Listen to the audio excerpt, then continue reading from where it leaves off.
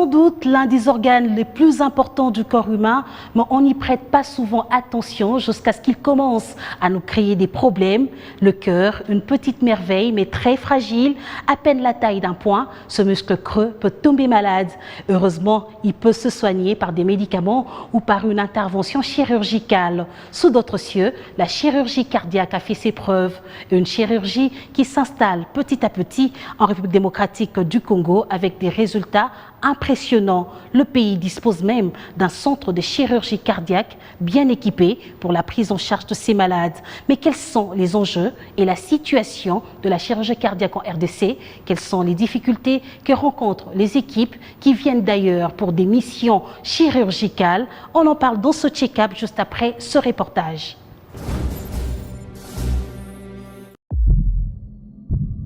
C'est un organe capital dans le fonctionnement du corps humain. Mais bien souvent, on ne s'en rend pas compte et on n'y pense même pas. Mais en cas de dysfonctionnement du cœur, une série de maladies s'ensuit. L'insuffisance valvulaire ou encore le myxome. Mais ces maladies se soignent et peuvent même aller jusqu'à une chirurgie cardiaque. Alphonse Nzovama est chirurgien cardiovasculaire. Son travail, c'est justement réparer les cœurs malades. Il y a 9 mois, il a extrait une tumeur du cœur de M. Lavaux. Le fait d'avoir ce myxome peut rester totalement sans bruit, le malade ne se plaignant de rien, jusqu'à ce que ça grossisse. Et dans son cas, on l'a découvert au moment où il a commencé à être essoufflé parce que ça devenait obstructif, c'est-à-dire que ça avait poussé et ça coinçait certains passages du sang. Nous avons donc ouvert son cœur en dérivant tout son sang dans une machine qu'on appelle de circulation extracorporelle, et j'ai ouvert son cœur et son oreillette gauche et je suis allé extraire la grosse masse qui était dedans. Mais ça reste une maladie silencieuse et qui peut malheureusement tuer brutalement. 9 mois après sa chirurgie, il nous raconte sa vie d'avant, un véritable calvaire.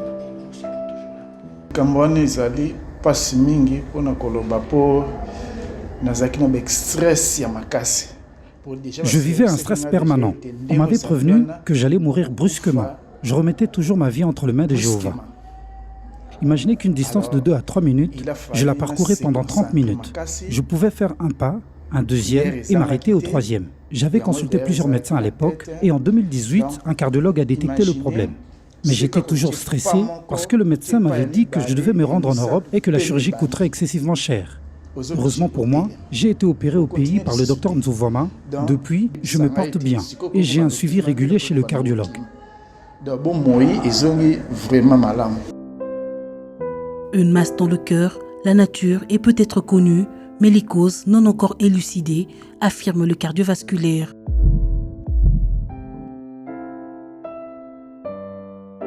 En République démocratique du Congo, le gros problème chirurgical cardiaque demeure des pathologies valvulaires. Michael a lui aussi bénéficié d'une chirurgie cardiaque suite à un déficit valvulaire. Son histoire est encore bouleversante.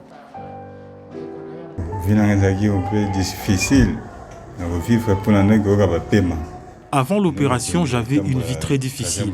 Je ne pouvais pas faire un long trajet. J'étais toujours essoufflé. Pour certains médecins, j'avais la tuberculose. Et quand j'ai rencontré un cardiologue, il a diagnostiqué que j'avais un problème de valve et que je devais me faire opérer en Europe. Heureusement que celle-ci a eu lieu en Galliema. Aujourd'hui, ma situation est normale. Je ne suis plus essoufflé et je prends les Syndran tous les jours. Le docteur m'a demandé de respecter les consignes, entre autres, ne pas faire la boxe, puisque je suis un sportif. Je suis très à l'aise et je vis normalement.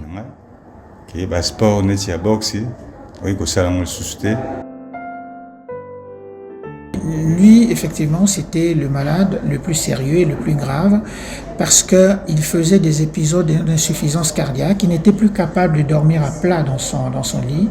Il avait la sensation d'être étouffé. Il lui fallait plusieurs oreillers pour maintenir sa tête en haut. Il ne pouvait plus marcher, comme il vous l'a dit tout à l'heure. Il ne pouvait plus faire 2 mètres sans s'arrêter, sans être essoufflé. Il avait le cœur, comme on dit, totalement à bout du rouleau. Le cœur était volumineux, énorme, que ça allait d'un coin du thorax à l'autre. Et aujourd'hui, c'est pour moi, comme qui dirait la mascotte du groupe, une grande satisfaction de voir ce beau jeune homme tout mince, alors qu'il était complètement bouffi et rempli d'œdème, avec de grosses jambes. Il se traînait, on le voyait véritablement, il se traînait pour aller vers sa tombe. Au-delà des appréhensions, des doutes, mais surtout l'espoir d'une vie meilleure, ils sont de vrais miraculés.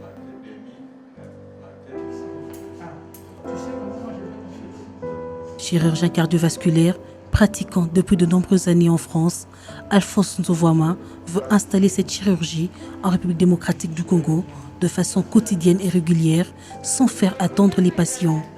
Au cours de ses missions dans son pays natal, il fait de nombreuses interventions dans le domaine cardiaque mais aussi vasculaire.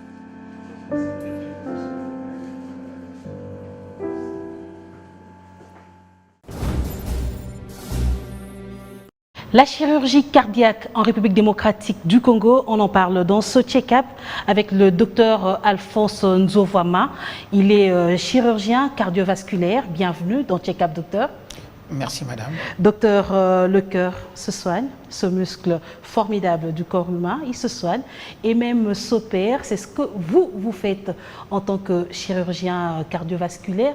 Mais dites-nous un peu pourquoi vous avez choisi cette spécialité, la chirurgie cardiovasculaire.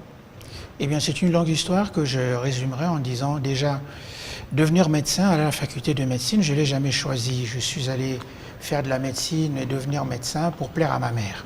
C'est simple. Alors, pourquoi j'ai choisi de faire la chirurgie cardiovasculaire? C'est parce que j'ai senti et j'ai été orienté face aux besoins qui existent et qui sont réels chez nous et qu'il y a du travail à faire et ce que nous sommes en train de faire. Le travail que vous êtes en train de faire, est-ce qu'on doit dire qu'en République démocratique du Congo, les maladies cardiovasculaires sont aujourd'hui des maladies de santé publique? Oui, c'est un vrai problème de santé publique. Cela est aussi vrai pour nous les Congolais que partout au monde, dans les pays dits sous-développés. C'est qu'aujourd'hui on constate ce qu'on appelle un virage épidémiologique.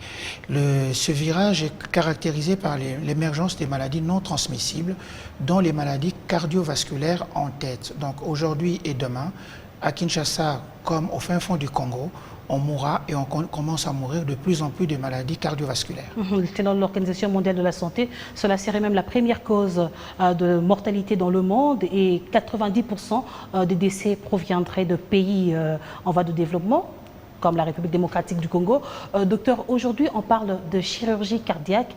Vous avez le titre de chirurgien cardiovasculaire. Est-ce que vous pouvez un peu nous aider les téléspectateurs qui vous écoutent en ce moment par rapport au terme, au concept chirurgie cardiaque, médecin, chirurgien, cardiovasculaire? Qu'est-ce qu'on peut comprendre de ces expressions? Eh bien, je suis chirurgien thoracique et cardiovasculaire, c'est-à-dire que mon métier consiste à aller opérer tout ce qui est dans le thorax, à la fois la paroi thoracique, les poumons, mais j'opère aussi le cœur. J'opère donc à cœur ouvert et à cœur fermé, et j'opère aussi les vaisseaux. C'est un diplôme à triple valence. Voilà. Vous opérez le cœur, vous sciez le thorax, oui. Vous réparez le problème. En République démocratique du Congo, on doit dire que vous êtes le premier chirurgien cardiaque. Vous venez de temps en temps pour opérer des patients ici en RDC. Docteur, depuis que vous avez commencé, est-ce qu'aujourd'hui vous pouvez établir des statistiques claires, des chiffres par rapport à ce problème dans notre pays? Je suis simplement le premier chirurgien cardiaque congolais qui a opéré à cœur ouvert dans son propre pays. Mes maîtres, malheureusement, n'ont pas eu cette chance-là. De revenir opérer ici au pays? De revenir opérer ici. Et ce que nous avions fait, c'est surtout en leur honneur, pour leur dire merci de nous avoir montré le chemin. Pour ce qui est des statistiques, il faut déjà savoir que les statistiques médicales sont très difficiles à avoir au Congo. On n'a que des estimations et des approximations. On estime par exemple en une photographie qu'environ 40% des malades qui sont hospitalisés dans les services de médecine interne ont au moins une pathologie cardiovasculaire. On sait aussi qu'une grande partie des malades, des personnes qui vivent en République démocratique du Congo souffrent de l'hypertension artérielle.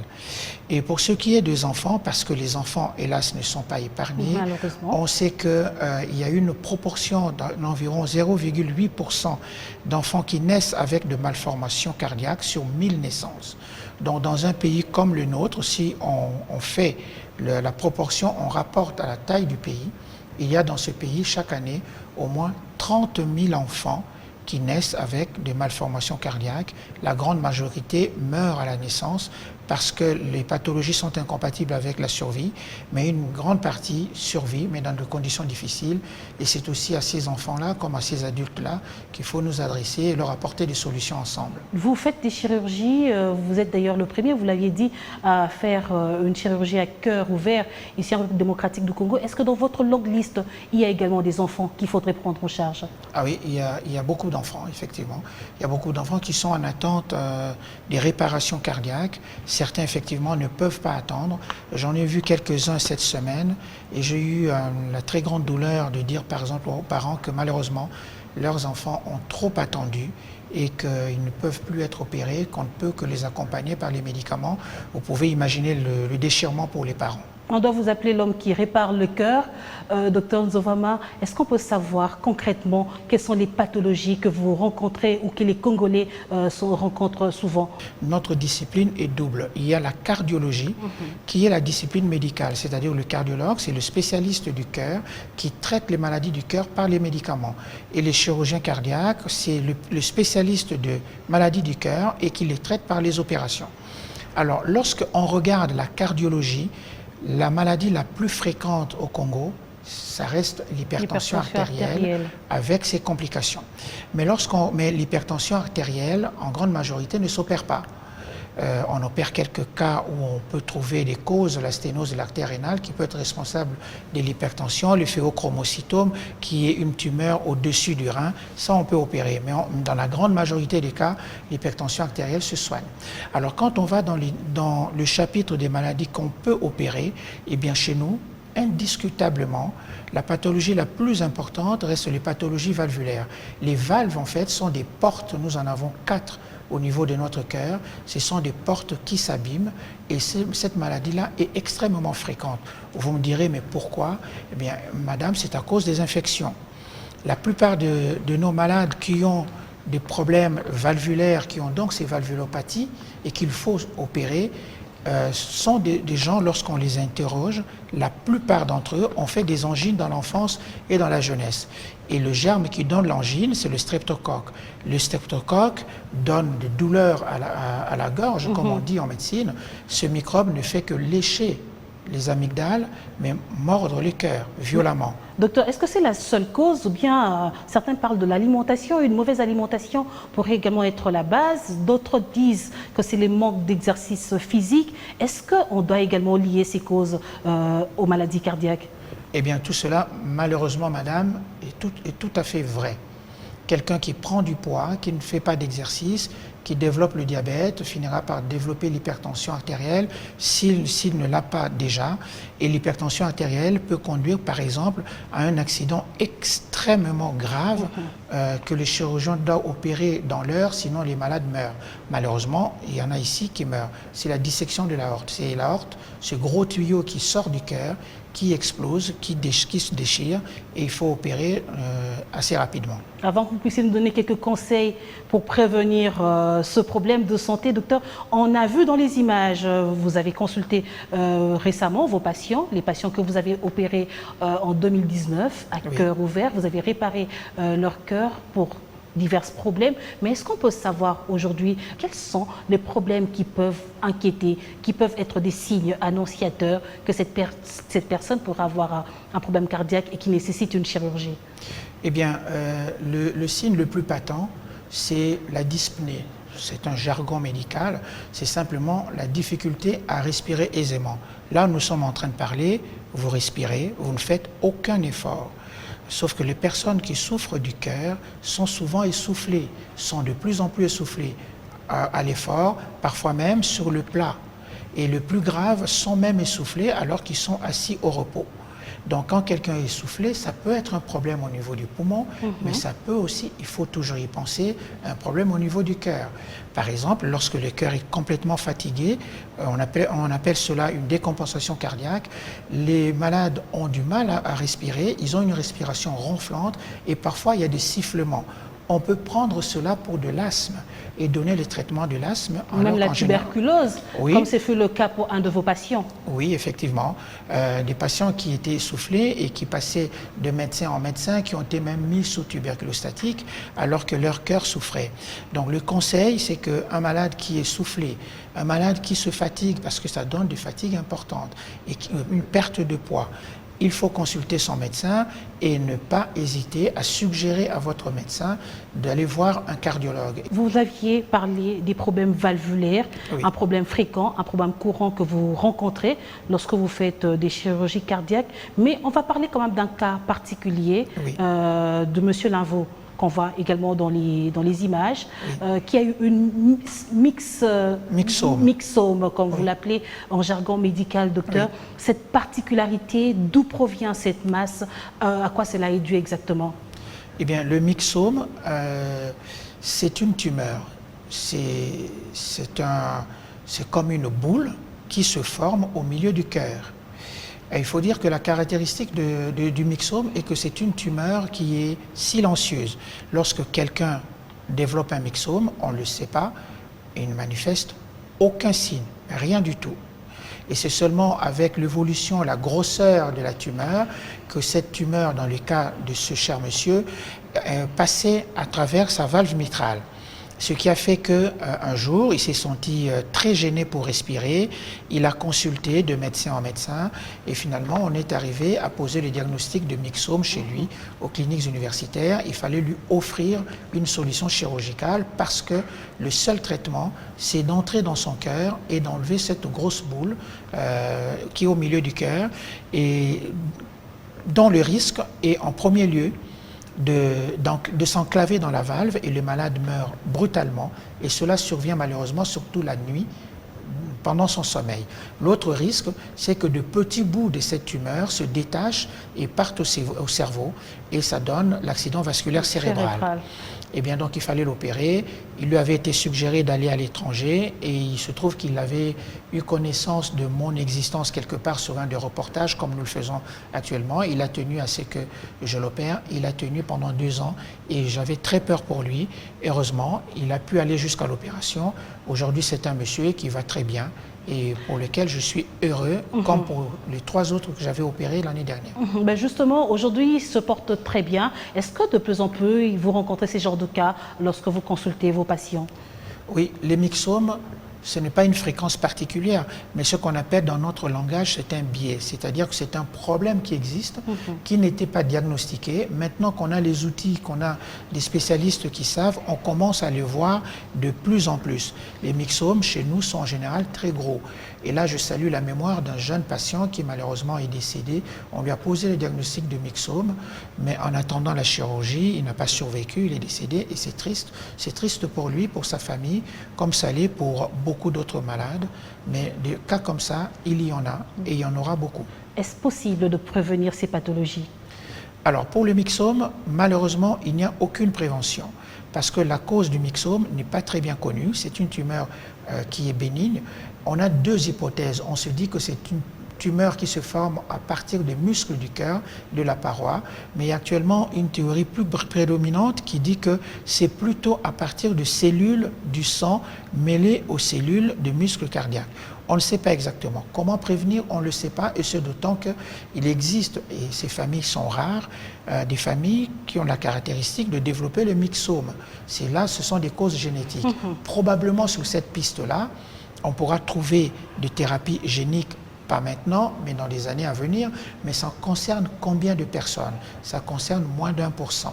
Et pour les autres pathologies cardiaques, docteur, on aimerait bien que nos cœurs puissent battre parce qu'on a rencontré un amour, mais pas pour des problèmes de santé. Comment faire pour pouvoir prévenir tous ces problèmes des pathologies cardiaques? Alors, pour prévenir le problème particulièrement des valvulopathies, le problème que l'on voit ici, il faudrait que le traitement des infections de voies aériennes supérieures et particulièrement de la sphère ORL, donc les angines, dès que vous avez une angine et surtout un enfant qui a une angine, il faut rapidement aller voir un spécialiste qui va traiter, donner les antibiotiques pendant le temps nécessaire. Il y a autre chose que les gens négligent, c'est l'hygiène bucco-dentaire. Il faut avoir une excellente hygiène bucco-dentaire parce que quelqu'un qui se brosse les dents, qui saigne, dans la bouche il y a des millions de microbes. Les microbes vont passer dans le torrent sanguin et en général vont aussi attaquer les valves du cœur et donner une maladie, l'endocardite, où il y a même un abcès qui se forme dans le cœur. Pour les autres pathologies, mais qui commencent à venir chez nous, les pathologies coronariennes, l'infarctus du myocarde, la prévention, c'est effectivement prévenir et contrôler les facteurs de risque qu'on connaît. Le diabète, de plus en plus répandu chez nous parce que les gens prennent du poids, l'hypertension artérielle, la sédentarité, il faut marcher, faire de l'exercice et avoir un médecin qui vous suit. Chacun de nous devrait avoir un médecin qui le suit régulièrement et au moindre doute, aller chez le cardiologue qui posera le diagnostic. Une situation qui n'est toujours pas facile dans notre pays. On se rend à l'hôpital que lorsqu'on a un problème et lorsque le problème devient grave. Est-ce que vous pensez que la population congolaise est consciente de ce problème ? Je pense que la population congolaise commence à devenir consciente de ce problème. Je pense qu'il y a énormément de communication sur les maladies cardiaques qui se font. La population est consciente. Ce qui était leur difficulté hier, c'était même si on me diagnostique une maladie qu'il faut opérer, qu'est-ce que je fais? Qu'est-ce que je fais? Il me faut aller en Europe. Aujourd'hui, je pense et j'espère que les gens sont de plus en plus conscients qu'ils peuvent trouver des solutions chirurgicales à leurs problèmes cardiaques ici sur place au Congo. Trouver des solutions ici sur place. Docteur, la République démocratique du Congo a même un centre, je dirais un pavillon bien équipé, des chirurgies cardiaques à l'hôpital, aux cliniques Ngaliema. C'est d'ailleurs là que vous faites vos opérations à chaque fois que vous venez en RDC. Docteur, dites-nous comment ça se passe. Vous êtes invité par la clinique Ngaliema, vous êtes invité par les autorités, vous êtes invité par vos collègues cardiologues. Comment ça se passe cette collaboration lorsque vous quittez la France, vous travaillez pour venir faire des chirurgies ici en RDC? Alors, un mot déjà sur ces centres. Nous avons en République démocratique du Congo quelque chose que tous les pays voisins devraient nous envier. Nous avons un centre de chirurgie cardiaque qui a été conçu et construit aux normes actuelles. Croyez-moi, j'ai navigué dans beaucoup de centres de chirurgie cardiaque et le nôtre n'a rien à envier à aucun centre de chirurgie cardiaque au monde. Il nous reste maintenant à le rentabiliser, c'est-à-dire à y opérer régulièrement, à rendre service pour que cet outil devienne vraiment utile. Quant à mes pérégrinations, à mes voyages à Kinshasa, il faut qu'on dise la vérité. Donc c'est depuis 2012 que j'ai résolu de revenir régulièrement, même si aujourd'hui j'ai décidé que dans les mois qui suivent, je vais revenir définitivement dans mon pays. Donc depuis 2012, je venais à mes frais, pour moi, accompagné d'un anesthésiste réanimateur congolais spécialisé justement dans ces problèmes cardiaques. Qui vous accompagne toujours? Qui m'accompagne toujours, le docteur John Siala. Nous venions et nous payions notre voyage à nos frais et nous nous prenions nous-mêmes en charge pour nous occuper des malades. Croyez-moi, ce matin, j'ai eu l'immense joie de recevoir un message que je vais vous montrer hors antenne d'une grand-mère qui m'a envoyé la photo de sa fille que j'ai opérée à l'âge de 6 mois aux cliniques universitaires, dont la pathologie cardiaque a failli même créer la rupture du ménage de ses parents. Cet enfant va actuellement à l'école et c'est une grande joie pour moi. Ça paye plus que tout l'or du monde. Et donc, la seule fois, pour revenir à votre question, il n'y a qu'une seule fois que je suis arrivé dans mon pays pour opérer, tout frais payé par le gouvernement de la République démocratique du Congo. C'était en décembre dernier, les malades étant sélectionnés. Je suis venu avec mon équipe, en majorité composée par des Congolais, parce que j'y tiens et je suis un patriote et je pense que tous ces métiers, nous pouvons le faire. Pour les postes où on n'a pas encore des Congolais, mais on est en train de les former, j'ai amené quelques amis de mon équipe qui sont des Français et cette fois-là, j'ai pu voyager avec un billet payé par le gouvernement. Mais pour les autres fois, non. Comme là, je suis là à mes frais. Vous êtes là à vos frais. Est-ce pour une mission chirurgicale ou bien pour une visite familiale? Eh bien, tout à la fois. visite familiale, mais c'est aussi parce que nous envisageons, et je croise le doigt et je l'espère vivement, nous envisageons de refaire une mission à la fin du mois de novembre, donc du 30 avril au 5 décembre. Nous allons encore opérer à cœur ouvert, et en quittant le studio, madame, je vais me rendre justement à la consultation conjointe que je vais avoir avec le cardiologue, le docteur Congo, où nous allons sélectionner les malades. Je dis bien le mot sélectionner, ça veut dire choisir. Parmi une multitude. Pourquoi choisir? Eh bien parce que nous sommes malheureusement limités par le matériel pour opérer, donc nous allons choisir quelques-uns des malades. Ça me fait mal au cœur de le dire. J'espère que le gouvernement pourrait également investir dans l'achat des matériels pour que vous puissiez prendre en charge un grand nombre des malades. Mais docteur, j'aimerais savoir, par mission, vous espérez ou vous prenez en charge combien de malades? Alors, j'aimerais qu'on ait un nombre indéterminé. En décembre dernier, nous avions opéré 4 malades. Ce qui était la première mission. La première mission. Nous avions le projet de réopérer au mois de mars parce qu'il y a eu 4 malades que nous n'avions pas pu opérer. Et c'était triste de leur annoncer cela. Malheureusement, vous savez ce qui s'est passé. La pandémie au virus, le Covid-19 est arrivé à tout chambouler. Eh bien maintenant, nous espérons que puisqu'il nous faut nous dire qu'on vivra avec cette maladie, il faut aller de l'avant. Donc nous allons réopérer. Et de mémoire, mais je peux me tromper, je pense que nous allons pouvoir opérer 7 malades. Vous voyez, si nous avons déjà les 3 ou 4 qui n'ont pas pu être opérés la dernière fois, qui seront véritablement prioritaires, il ne restera que plus ou moins 3 places. Donc, comme vous l'avez si bien dit, et j'espère que vous serez entendu et écouté, si le gouvernement pouvait mettre à notre disposition des possibilités pour avoir davantage de circuits de circulation extracorporelle et de valves, nous pourrions opérer un peu plus de malades, peut-être plus de 10, une douzaine, une quinzaine sur une semaine.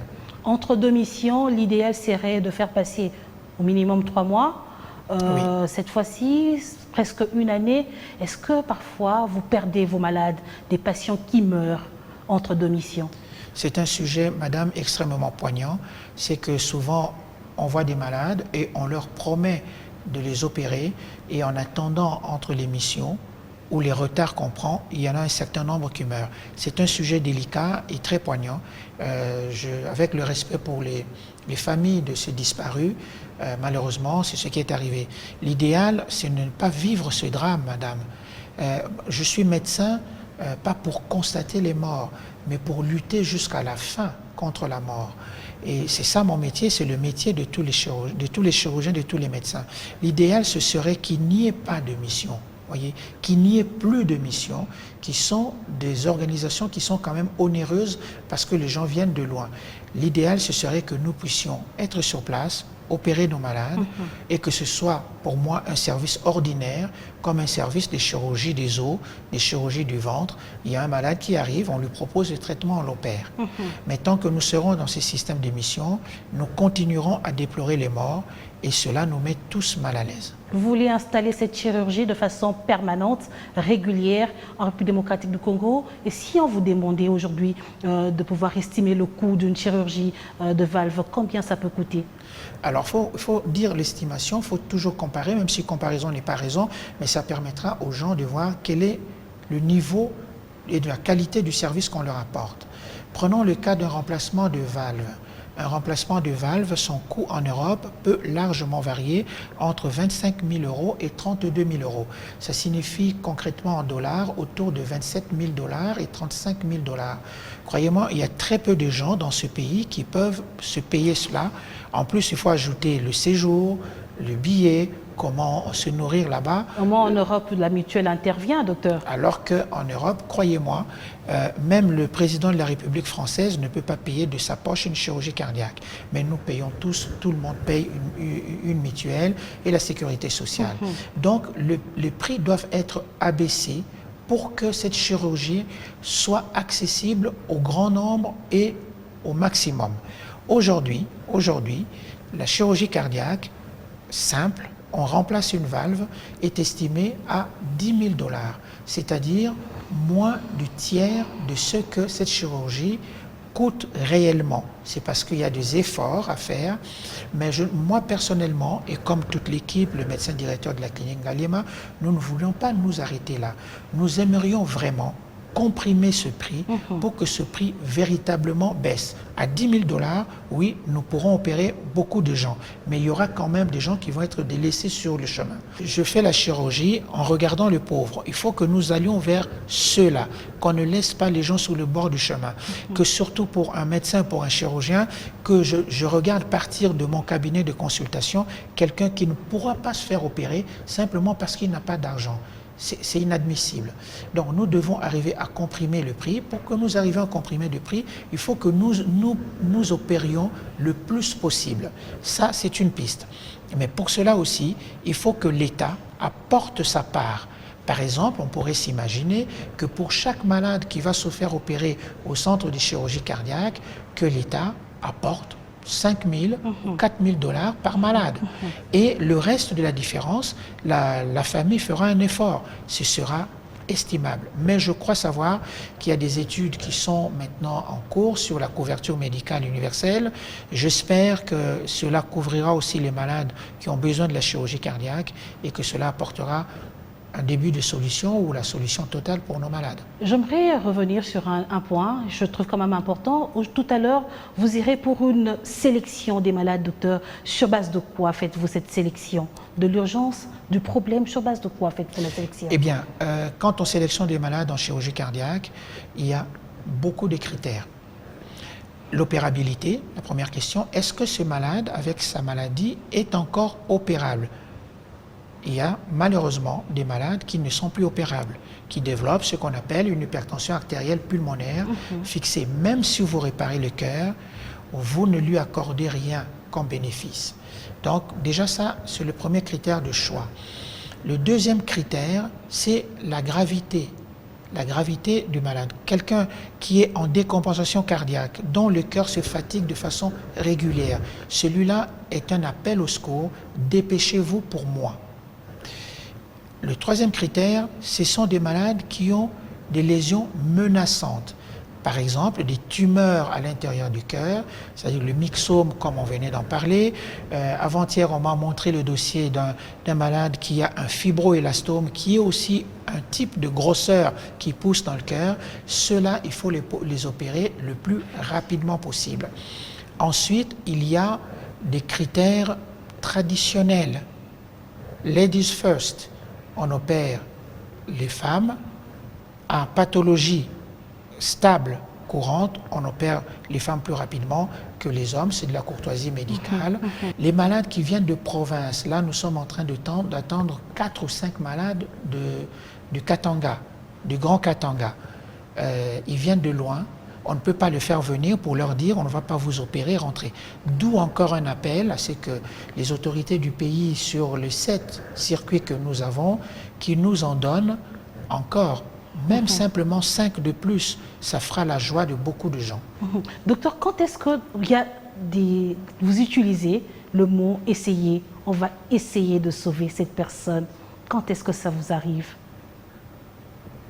Non, essayer, c'est quelque chose qui n'existe pas chez les chirurgiens. C'est un langage pour nous comprendre, mais j'ai le souvenir de mon maître, le professeur Panda, qui disait toujours on n'essaye pas, on y va. Et comme on y va, pour chaque malade, quand on va opérer, il faut toujours considérer au moins 2 à 3 solutions. Si au départ, je n'ai pas ces 2 à 3 solutions, je n'ouvre pas un malade. Parce que je peux partir pour dire je vais faire tel geste, mais la situation sur les lieux me montre que je ne peux pas. Il faut que j'ai une alternative. Il faut que chaque fois que je prends mon bistouri et que je pose sur le thorax d'un malade, il faut que je me dise, il faut que je l'améliore au mieux. Si je ne peux pas l'améliorer et qu'il restera toujours dans son état antérieur, il vaut mieux peut-être ne pas lui faire subir la douleur de la chirurgie et surtout un espoir vain. Tout tourne autour du cœur, le problème c'est le cœur. Oui. Si j'ai bonne mémoire, j'espère que ça vous est déjà arrivé, lorsque on reçoit une mauvaise nouvelle ou lorsqu'il y a quelque chose qui nous pince au niveau de notre thorax, on sent un pincement, on sent un nœud, on sent une lourdeur, on a l'habitude de s'exprimer, mon cœur, en lingala, je dirais moté manangai. Docteur, qu'est-ce qui se passe à ce moment-là? Est-ce qu'il y a réellement un problème au niveau du cœur?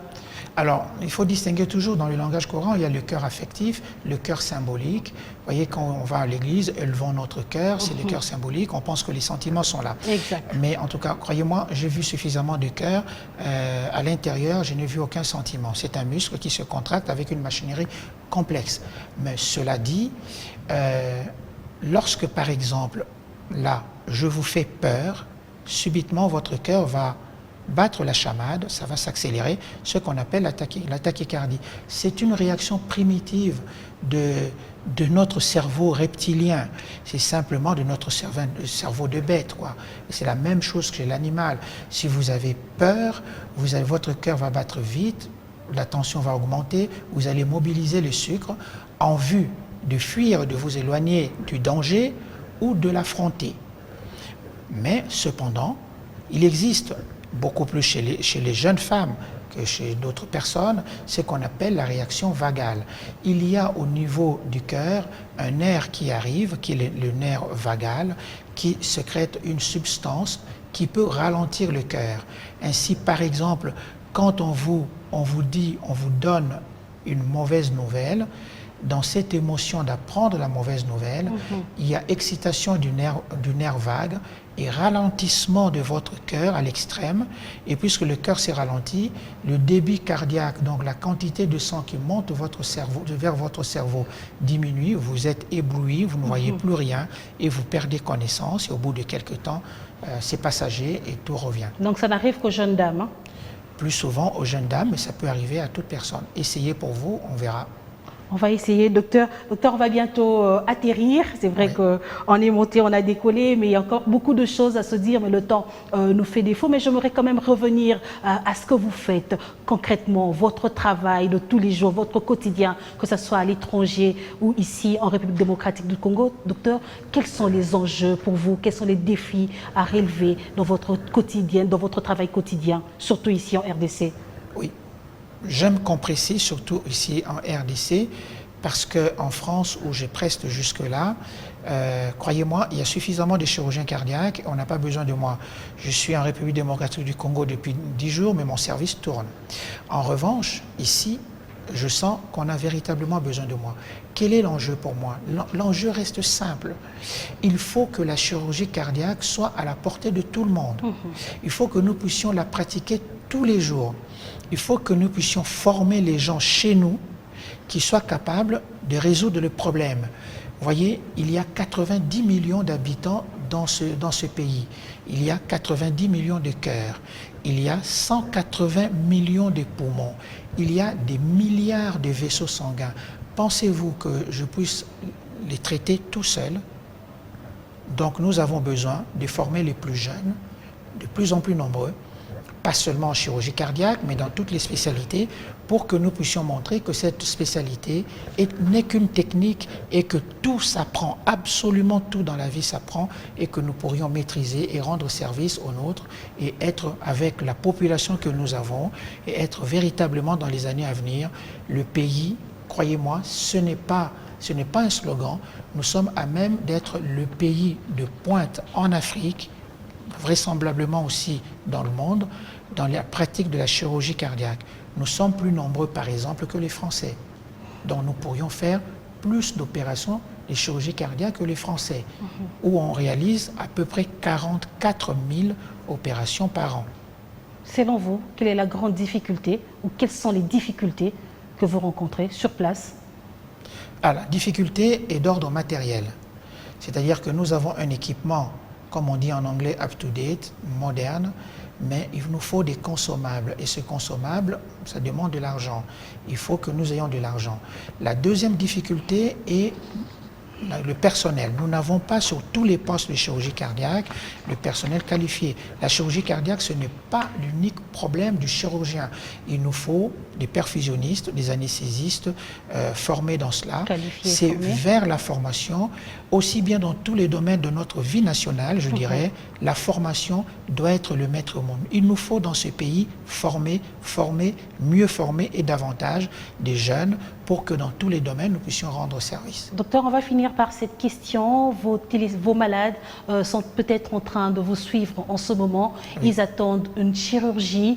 Ils attendaient depuis le début de l'année. Ils attendent peut-être encore la prochaine mission. Quel est ce message d'espoir que vous pouvez leur dire pour qu'ils s'apaisent et qu'ils patientent jusqu'à la prochaine chirurgie? Et c'est dire à mes malades que j'aime beaucoup, que je connais, parfois je connais leur famille, que la solution, nous l'avons. Nous pouvons leur apporter la solution chez nous, qui garde encore espoir, comme vous l'avez si bien dit. Dans quelques jours, dans quelques semaines, la solution leur sera apportée près de chez eux, près de leur famille, par des Congolais. Donc je suis, et surtout leur dire que je suis leur serviteur, parce que le médecin, tout médecin le sait et devrait se souvenir que nous ne sommes pas les patrons de nos malades, mais nous sommes les serviteurs de nos malades. Si plus personne au monde n'est malade, nous sommes tous au chômage. Donc mon patron, c'est le malade que je vais opérer, c'est pour lui que je fais ces études, c'est pour lui que je suis là, c'est pour lui que je dois me battre jour et nuit. Et même si on doit me réveiller dans la nuit, c'est pour lui que je trouve une raison d'exister et une raison de pratiquer mon métier que j'aime beaucoup. Docteur Alphonse Nzobama, merci d'avoir répondu à notre invitation. Merci madame. Je rappelle à tous nos téléspectateurs que vous êtes le premier Congolais à avoir opéré ici en République démocratique du Congo à cœur ouvert et vous revenez de temps en temps ici pour des missions, des chirurgies cardiaques. Une mission est d'ailleurs prévue dans le tout prochain mois. Ce check-up est fini. Je vous retrouve très prochainement sur Bio1 Télévision.